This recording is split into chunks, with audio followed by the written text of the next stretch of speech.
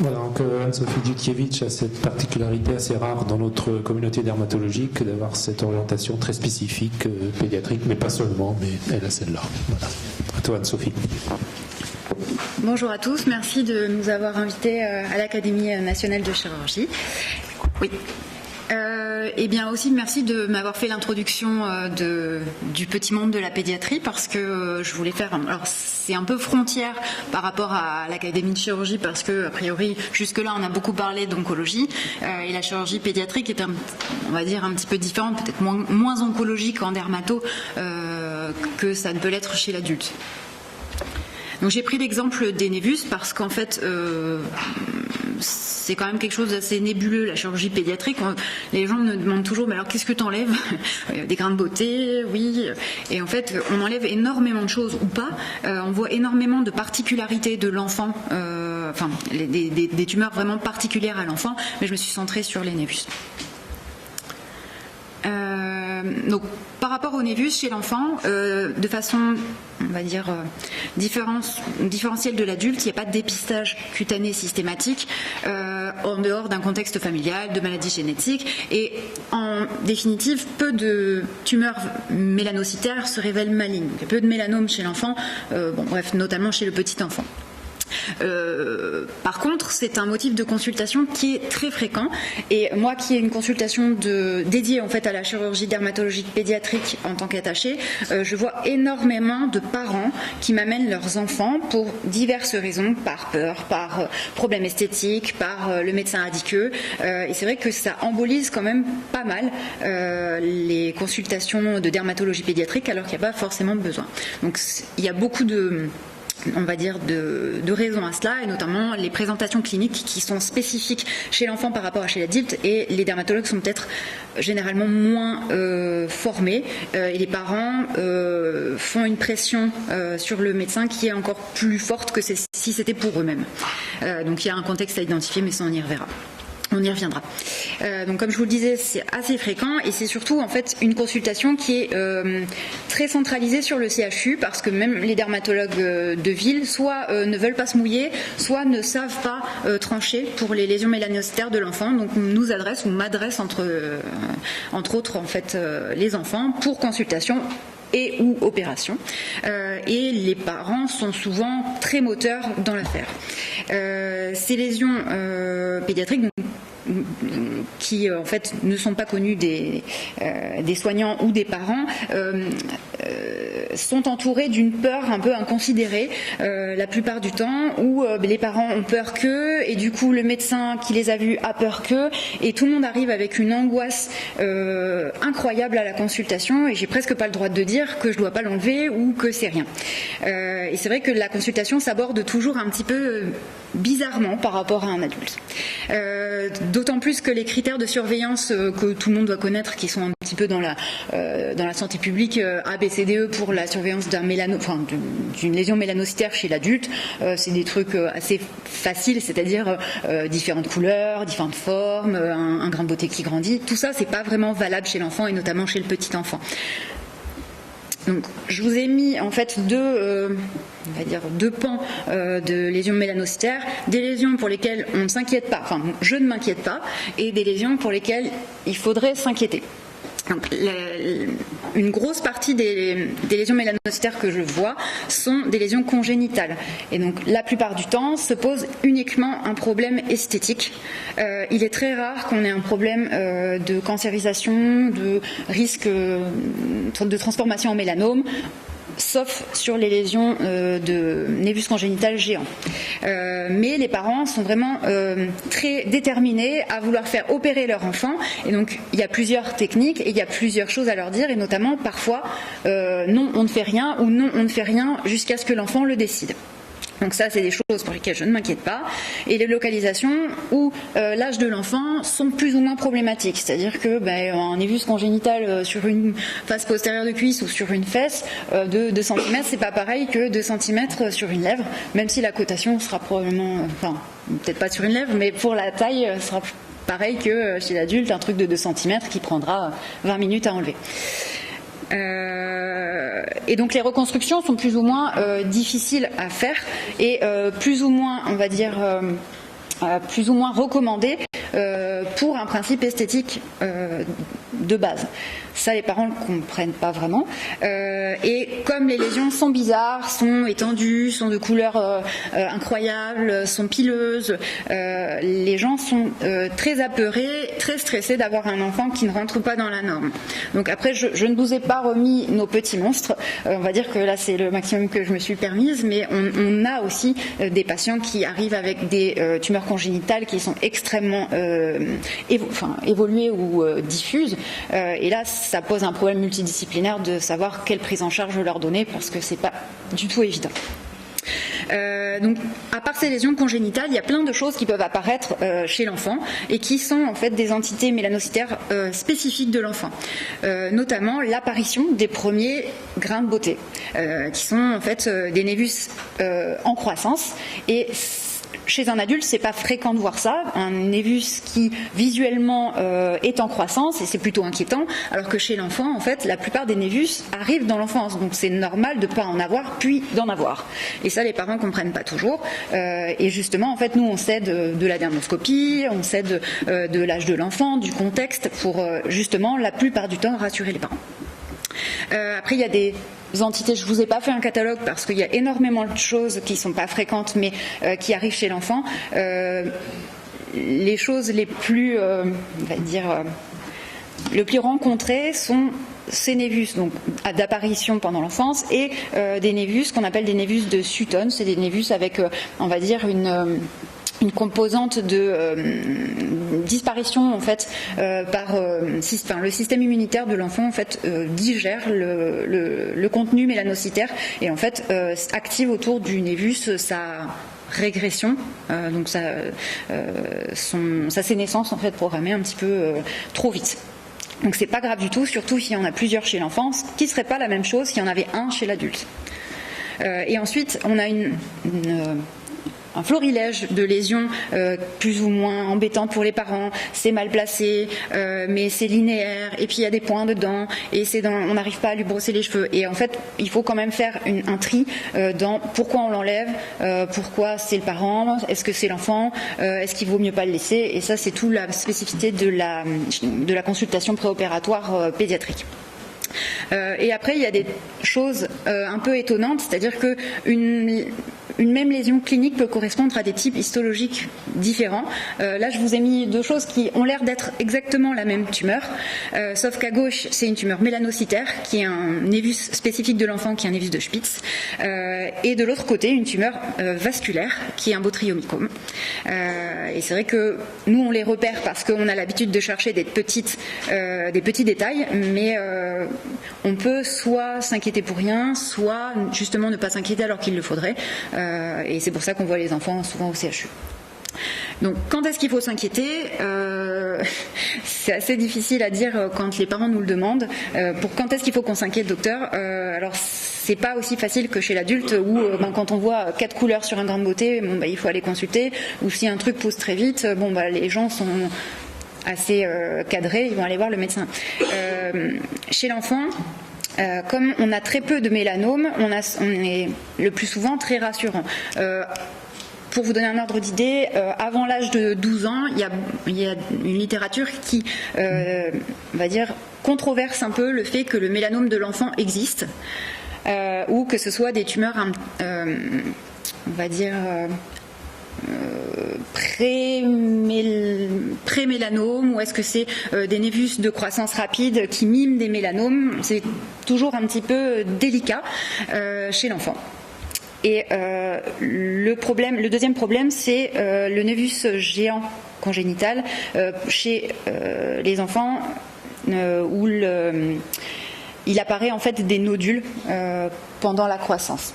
Ça, on ne sait pas toujours quoi en faire. Donc ça, pour vous dire un exemple, ça c'est ce qu'on appelle un névus de Reed. C'est pareil, une particularité de l'enfant qu'on ne voit pas chez l'adulte, ou si on le voit chez l'adulte, il faut l'enlever parce que ça peut être un mélanome. Et ça, on ne l'enlève pas chez l'enfant.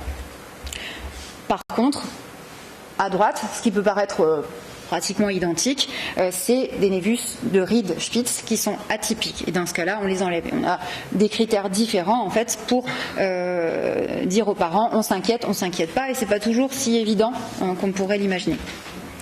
Et puis la dernière chose, mais ça c'est plutôt rare, c'est qu'on est au CHU et qu'on voit des choses exotiques. On voit beaucoup de génodermatoses. En fait, on a un centre de référence à Bordeaux, et donc il y a certaines génodermatoses qui font que l'enfant soit ne répare pas la peau, soit a un potentiel de création de tumeurs malignes élevé par rapport à la normale. Donc, je vous ai juste fait un deuxième pan sur mon activité chirurgicale parce que la plupart du temps, on fait des anesthésies locales chez l'enfant, et comme on le disait tout à l'heure, donc c'est mal coté, ça prend énormément de temps et ça se fait pas vraiment en libéral parce que le dermatologue libéral même même les dermatologues libéraux qui font de la chirurgie, soit n'ont pas le temps, soit n'ont pas envie, soit n'ont pas vraiment la structure pour accueillir une chirurgie de l'enfant, si petite soit-elle. Donc ça c'est la salle d'attente où les enfants, quand je les appelle, n'ont absolument pas envie de venir me voir parce qu'ils sont trop occupés à jouer et qu'ils ne veulent absolument pas voir le docteur. Et donc on parlait tout à l'heure de la consultation préopératoire qui est très importante en chirurgie cancéro, qui est très importante en anesthésie, mais chez l'enfant on va dire que c'est une importance qui est encore différente parce que c'est le lien de confiance par rapport à un adulte doit être vraiment immédiat.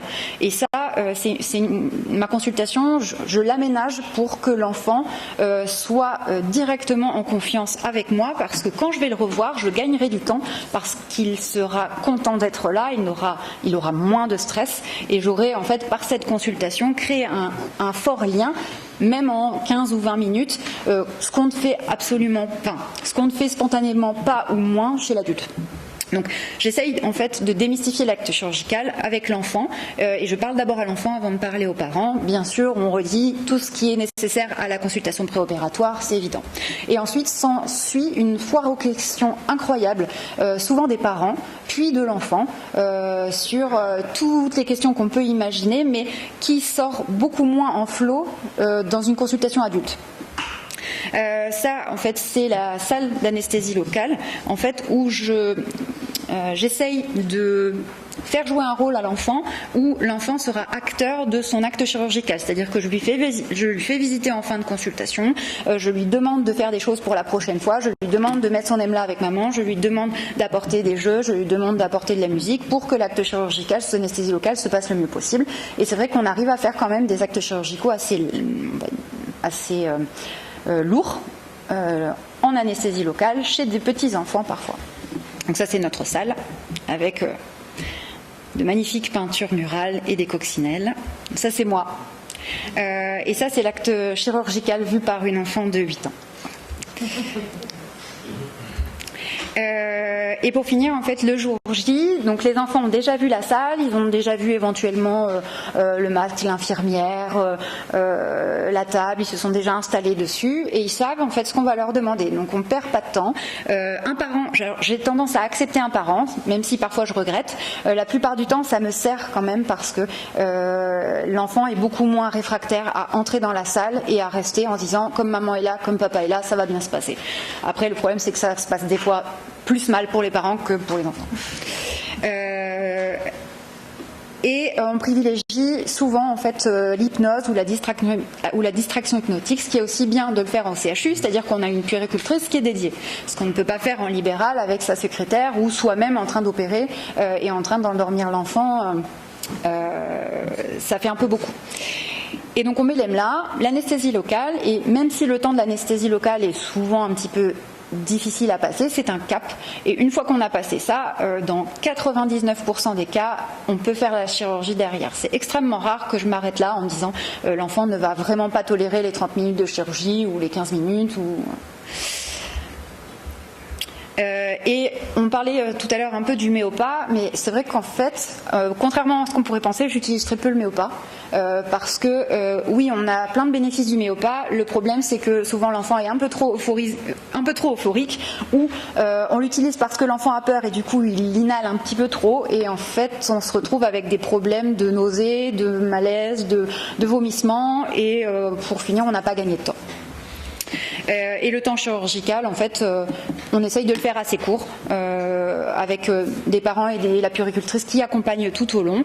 Moi, ça me permet de travailler dans des bonnes conditions et je peut faire des chirurgies qui sont parfois assez étonnantes, et notamment des chirurgies faciales hors lambeaux bien sûr, mais assez rapidement, à partir de 5 ans, et sur les membres à partir de 3 ans.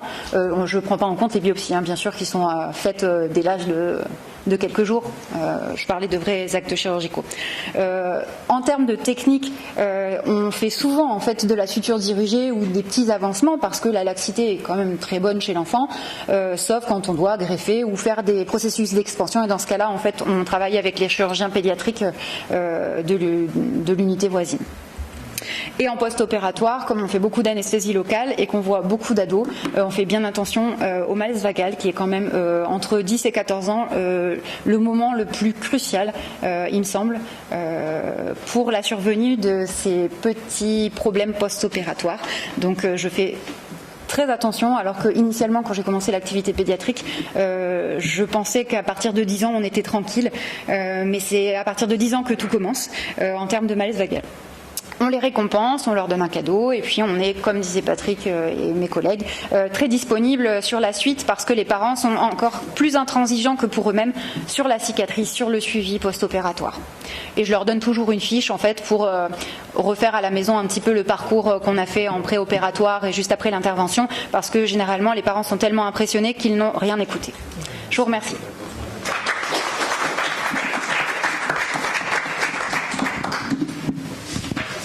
Voilà, effectivement, on ne fait pas que de la chirurgie carcinologique en dermato. Là, on n'a pas du tout parlé aujourd'hui des tumeurs bénignes, même chez l'adulte également, mais ça fait partie du champ d'activité aussi. Est-ce que vous avez des questions pour cette spécificité pédiatrique ? Non, tout d'abord, je voudrais vous remercier pour la qualité de cette présentation et m'excuser auprès de vos deux prédécesseurs, parce que à chaque fois que je voyais une diapo, je demandais à votre collègue c'est grave ça, et puis à l'anesthésiste pourquoi, etc. Donc ils ont répondu à un certain nombre de questions. Je voulais vous en poser une quand même, mais votre collègue y a déjà en partie. La question est la suivante. En matière d'anesthésie, est-ce que la prise en charge bien sûr paraît tout à fait excellente, mais pourquoi on n'utilise pas systématiquement des techniques d'anesthésie comme le méopa chez tous les enfants? Il y a des contre-indications spécifiques? Oui, le méopa a des contre-indications qui ne sont pas énormes. Le problème du méopa, c'est que le plus gros problème du méopa, je pense, chez l'enfant, c'est que ça surmédicalise l'acte. C'est-à-dire qu'on met quelque chose sur l'enfant. Ça veut dire qu'on est à l'hôpital, ça veut dire que ça ne va pas, ça veut dire qu'on ne va plus respirer, ça veut dire qu'on va dormir.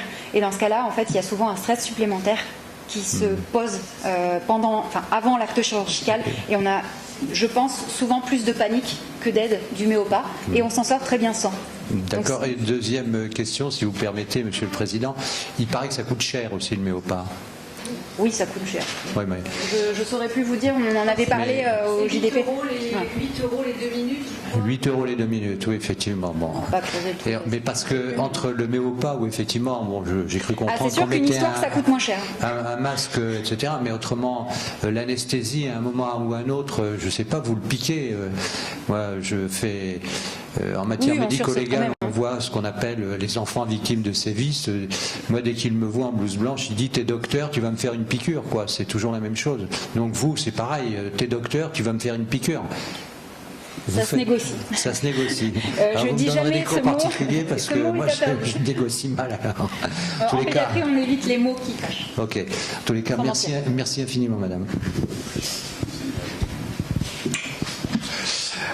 Philippe Montupé. Donc, en tant que chirurgien pédiatre, ça me fait vraiment plaisir de vous avoir écouté et de pouvoir vous poser une question qui est celle de votre articulation avec le service de la chirurgie pédiatrique au niveau géographique, au niveau du bloc opératoire, c'est-à-dire est-ce que vous avez votre structure très bien présentée, là, séparée, est-ce que vous accueillez au titre de la formation et de votre compétence des internes, voire des seniors du service de chirurgie pédiatrique? Est-ce que réciproquement, vous allez pour d'autres actes plus importants sous-âgés avec eux au bloc opératoire?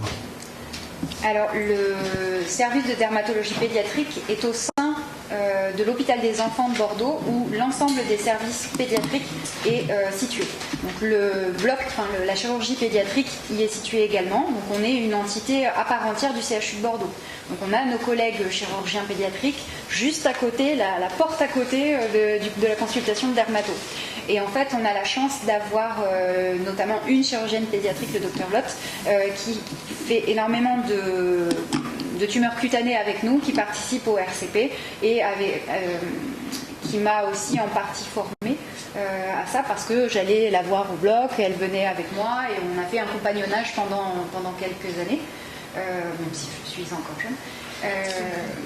Et c'est vrai que c'est très rassurant de pouvoir discuter avec les collègues pour, quand on pense que nous, on ne va pas y arriver, de pouvoir passer la main facilement et que l'enfant soit bien pris en charge. Et en fait, quand les tumeurs sont de grande taille, problématiques au niveau de la localisation, on a en fait une consultation multidisciplinaire auquel j'assistais quand j'étais au CHU, mais en tant qu'attachée c'est un peu difficile maintenant, où en fait on a des dermatochirurgiens et puis un chirurgien pédiatrique, notamment le docteur Lotte la plupart du temps.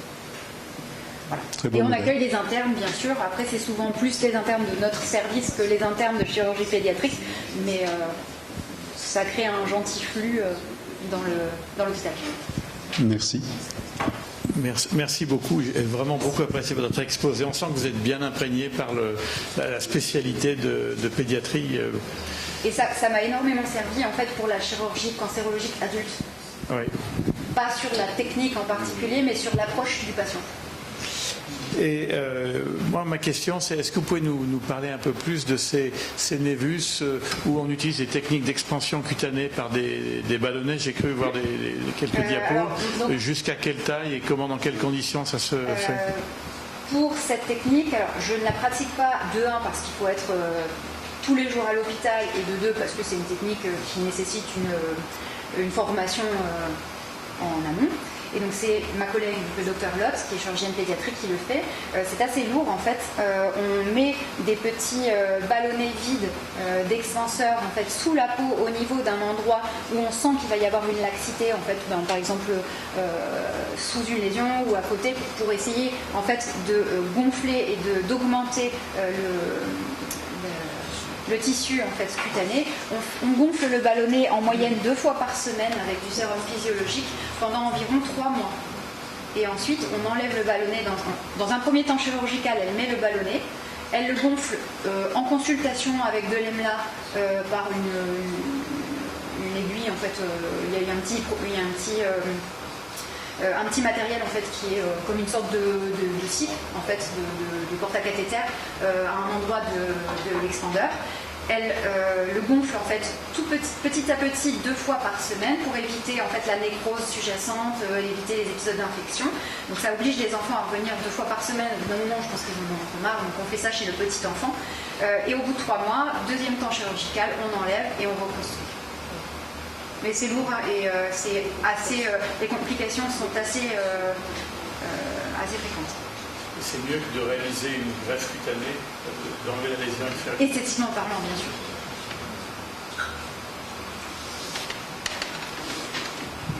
Oui, ça évite l'effet dyschromique, de différence de texture de la greffe. La trophicité de la peau et celle de la peau de voisinage. Voilà. Ça évite un site opératoire supplémentaire. Enfin, mais c'est assez propre à l'enfant parce que finalement l'expansion cutanée chez l'adulte, on en parle souvent avec les plasticiens, c'est pas toujours couronné de succès. Il y a beaucoup de nécrose, c'est pas évident.